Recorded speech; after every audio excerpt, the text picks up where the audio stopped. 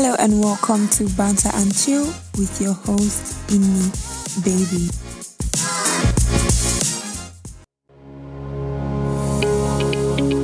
Hello everybody and welcome to another episode of Banter and Chill podcast. My name is Inni Baby, your host for the pod. How you doing? How has it been? Well, this particular episode is kind of impromptu. See me, I'm just jumping into it. Okay, first of all, old timers, you're welcome. Thank you for doing this with me. Thank you for consistently showing up for the pod. New timers, you're welcome as well.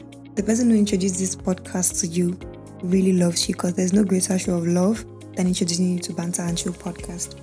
Now, as I was saying, to this episode and probably the next one, the recording was a bit impromptu, I was just going about my day and the idea just drops into my head. Wrote it down and now I'm busy recording. I'm going to try and record this episode and the one that will come out next together. So, keep your ears and your eyes open for the next episode. Anyways, you're welcome once again.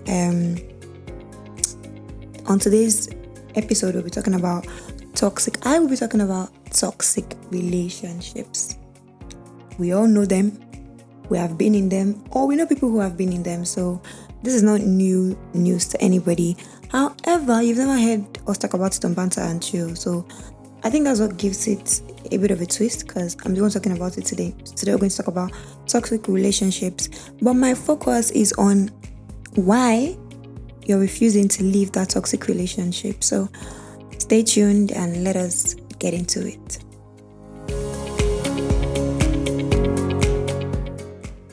Okay, so from the top, before people enter relationships or when people think about relationships, there's this picture in your head of how it should go, of what it should look like, of how it's going to be sweet and full of nothing but, milk and honey. But sometimes it's not always like that. Sometimes you enter and you see that you have jam. You have entered what you cannot use your mouth to talk what your eye will see. But let's get into it. What is a toxic relationship? A toxic relationship is one that is not healthy. So the idea behind relationships, so that is with family, with your romantic partner. Although the context of this one is within romantic relationships, well, the idea is it's kind of like a safe, healthy space where certain things like respect, trust, and affection are prioritized. You get, but in a toxic relationship, it's unhealthy. So a toxic relationship basically occurs when one or both people involved are prioritizing love over respect, trust, and affection. Now, respect, trust, and affection are the three core components of a healthy relationship. Everybody thinks love is enough, but love is never enough. It might sound crazy, but love should not be the reason why you stay in a relationship because it can cloud your judgment. If you prioritize love over respect, you tolerate being treated like tete pints, like scrap. If you prioritize love over trust, you tolerate lying and cheating. If you prioritize love over affection, you tolerate cold-heartedness and all the gaslighting, all of that behavior in a relationship. So you see, if you're in a relationship and you notice that people are struggling to keep the love together, you're struggling to place love above everything else, you need to check that out. You need to check that out. I hope somebody out there got that reference. Anyways, toxic relationships are characterized by a couple of things, When you're drained emotionally, psychologically, you're always tired, there's like a dark cloud over your head. Go and chill with this person that you claim to love, and when you leave, you're unhappy, you're anxious, agitated, blah, blah, blah. Those are signs that you're possibly in a toxic relationship. But beyond that, there are other things that would definitely expose if you're in a toxic relationship. I'm not going to get into them because I'm trying to make this episode as short as possible. The focus is on why you're not leaving, not the shadow you will carry your eye to see. But some of the signs include lack of support, In a healthy relationship, there should be a mutual desire to see each other succeed and grow. If the person you're with doesn't care about where you're going, what you're doing with your life, your life's trajectory, the person does not care, does not support your dreams and aspirations in any way, please reevaluate what you're doing in that relationship, and always remember you are loved at home. So I don't know what you're doing with somebody who doesn't support you. Secondly, toxic communication. People who, in that context, it's kind of like communicating maybe with anger or harsh words, or withholding communication or attention. So instead of just saying, "Oh, you did this to me," I'll just go ahead and ignore you until my anger is over. Or I'm forgetting the exact word for that thing, but you get the point. Moving on, there's envy or jealousy. Because it's toxic, and there's this thought at the back of your head, your mind, that this person could move out at any time. So there's a kind of jealousy that comes with being in a toxic relationship, because you get conscious if the person is talking to someone else, or if they're going out and they're happy with themselves. You're like, oh, this person should now see an opening to leave this whole thing we have. So toxic relationships, they are often characterized by envy or jealousy and controlling behavior as well. There's resentment. There could be resentment from the person making it toxic and the recipient as well in the relationship, because the recipient hates what they are putting themselves through to just be with a toxic person. The toxic person doesn't like you for one or two reasons, but they're still there trying to make it work. They're going to resent you on the basis of why they don't even want to be in that relationship with you. There's dishonesty, there's patterns of disrespect, negative financial behavior. Maybe let's say one person is earning more than the other, so you're punishing the other person financially. You would maybe you and the person, you out earn the person by like 100%, but you still insist on splitting everything equally. Little things like that will tell you that, okay, this thing is not working. But like I said, my emphasis today is on why people struggle to leave toxic relationships. So let's unpack, let's get into that. Why are you refusing to leave that thing that wants to kill you? Well, the first reason is you're romanticizing potential. I don't know who needs to hear this. I don't know anybody out there. This message is for you. Stop romanticizing potential. Don't tell yourself, okay, this is where we can get to. This is what the person could be. Work with your actions and your words that you have right now in that moment. Stop thinking about, how we can be 10 years from now, 5 years from now, 6 months from now. No.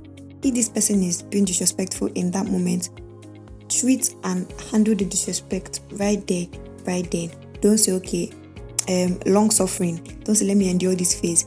It doesn't get better. If you don't check the disrespect, it doesn't get better. So one reason why you're not living is because you're romanticizing potential. You're building castles in the air, thinking of how far you guys could go. Or you guys could be the power couple, could be this, could be that. If only they can just, that if only that you are putting aside, bring it back and make it the focus, and you see that the person you're killing yourself over is not worth it at all. Then another reason why people refuse to leave toxic relationships is sunken cost fallacy. This is something in business mostly. If you start a business and let's say you give yourself like a year to get it, maybe for it to start giving you profit. After 2 years, profit has not come out. You now start thinking, I already invested like 3 million in this thing already. I cannot let it go just like that. My money will waste. That thing there is sunken cost fallacy. Sometimes the reason why we stay roped in things that are not working for us, we start thinking of all the maybe financial investments, emotional investments, the time that has gone into building it to where it is at that point. We understand that it can be painful to let go of something that you've invested in to an extent, but do not focus on the cost of getting to where you are. Focus on what it is costing you to be where you are. So, for example, you know that your life is not characterized by unhappiness or sadness. You're enduring disrespect from this person. You have to endure lies, getting cheated on. You have to endure their anger. You have to endure maybe verbal, emotional, or physical abuse. That is the cost of remaining in that relationship. Let your focus be on the cost of remaining there in that moment. Do not think about the cost of getting here, getting to where you guys are at that moment. Like thinking about, we have been together 5 years. In that 5 years, I turned down other guys. I turned down other girls. I remember this one, I wanted to marry me, take me abroad. I refused for him. Blah, blah. No, don't do that, please. Don't calculate all that you've sacrificed, all that you've given. Just look at what is happening around you. The cost of remaining in that relationship, what is costing you. Let that cost be your focus, not the amount of investment or sacrifices you've made for the relationship. Alright? Then some people have unresolved issues. Could be abandonment issues, could be daddy issues, could be mommy issues. But honestly, I feel like for unresolved issues like this, the best thing to do is to sit down and actually, honestly ask yourself, why am I struggling to leave this relationship? Because there is something, the thing is, sometimes we know what is wrong. We just don't want to have to address it. Okay, this is why I'm, struggling to do this thing. Maybe you have abandonment issues, for example, and you worry a lot about people abandoning you. So you're constantly on edge. This person will leave, blah blah. So you're going over the top. You're trying to please this person, trying to be the perfect babe or the perfect boyfriend for this person, so they don't leave. All right, and you're taking bullshit because maybe you've been abandoned a lot growing up, and maybe your mommy ran away, your daddy ran away.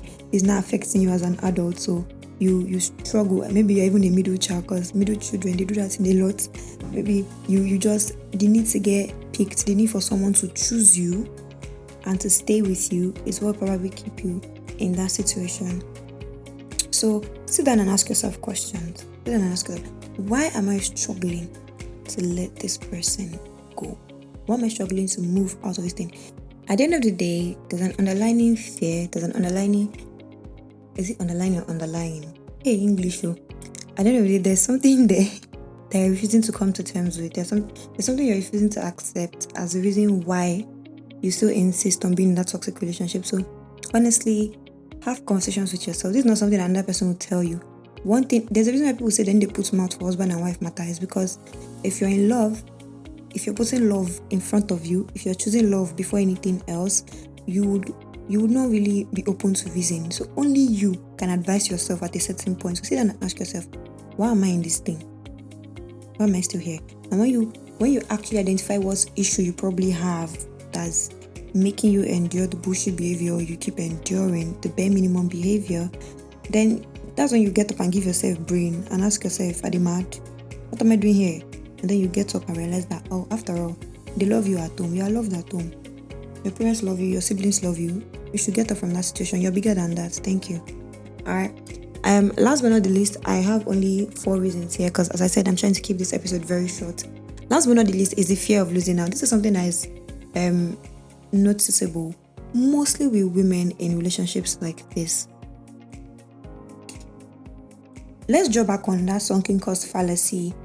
When you join on sunken cost fallacy and romanticizing potential, okay, when you think about how far you and this person have come and how much further you could go, when you dwell on that, how much further you could go, how much or how better it can be, how better it can get, you tend to dwell on that idea.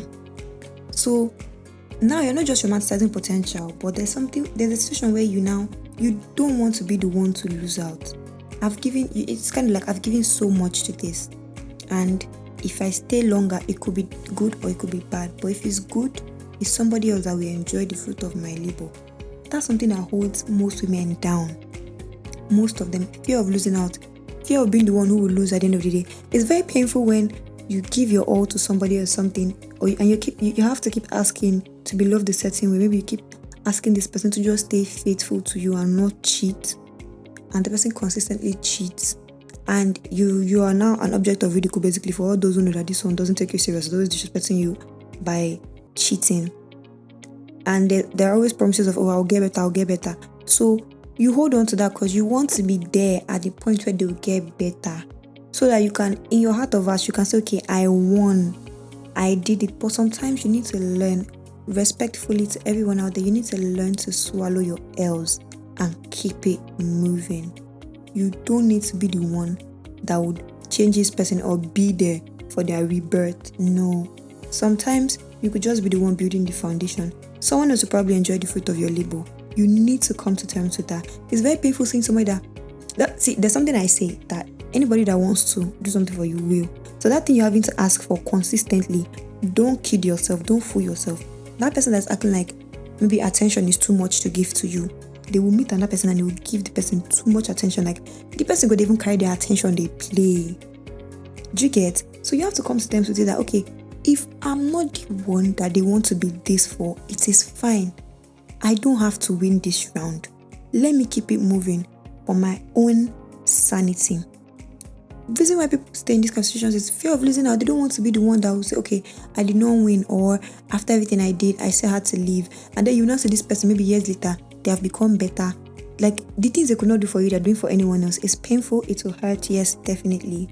But you need to learn how to swallow your L sometimes. Prioritize how they are treating you in that moment. I always say it, the attention they are not giving to you, focus on it and let it fuel your anger to leave.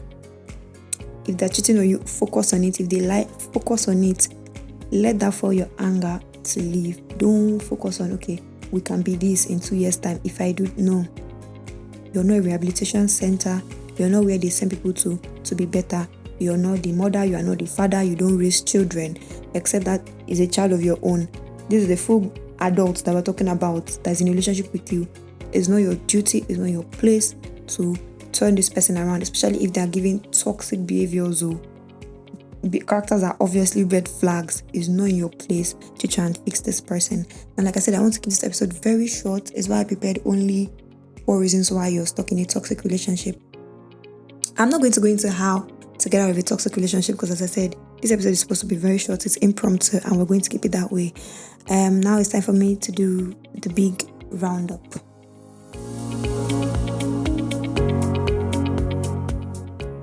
Okay, so if you notice this episode sounded rushed, it looks rushed as well. But for December, let me chat with you guys a bit. For December, I plan to not record anything, so I'm on leave right now, by the way. By the time this episode will come out, I don't think I'll be on leave. Okay, I'll still be on leave here, but I think that'll be the last day of my leave. But I don't want to really record anything in December, so I'm just trying to gather content that I can just be uploading for you guys. And because I'm trying to get at least 1,000 plays by the end of 2022, I know that I need to keep pushing out content. My plan was, after I release one episode in December, I was going to take a break, and that'll be the end of season 1 of Banter and Chill podcast. But now that I'm thinking about it, if I need to get to 1K plays, I need to keep putting out stuff at least between now and the end of the year. So I'm just trying to, this is me just, gathering impromptu content. So I don't want to do anything long because I'm not putting like too much thought into it. Once the idea comes in, I record and we keep it moving. So anyways, let me know if you enjoyed this particular episode. I love getting feedbacks. I love getting reviews or questions, maybe about one thing you didn't understand, one thing or the other that I didn't understand. I love feedback, love reviews. So let me know if you enjoyed this episode. If you did enjoy it, if you know that there's someone that's suffering a toxic relationship out there and the person don't used to hear word, send my podcast to them so that they can listen up to this point where I'm telling them, if you don't get up and take your ass out of that toxic relationship, I'm going to pull up and we're going to throw blows. Whether I know you or not, we're going to throw blows. So anyways, thank you guys for listening.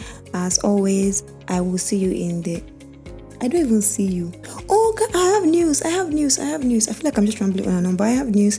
From next year, we're going to start video podcast. Hey, can I get a round of applause? I feel like I should put an applause sound, but I don't have that. So in your head, just imagine somebody clapping. But from next year, we're going to start video podcast on YouTube. So when I say I will see you next week, I'll actually see you next week. But this time around, I will not be seeing you next week. You will hear from me again next week. Once again, thank you for listening. Love you guys. Bye.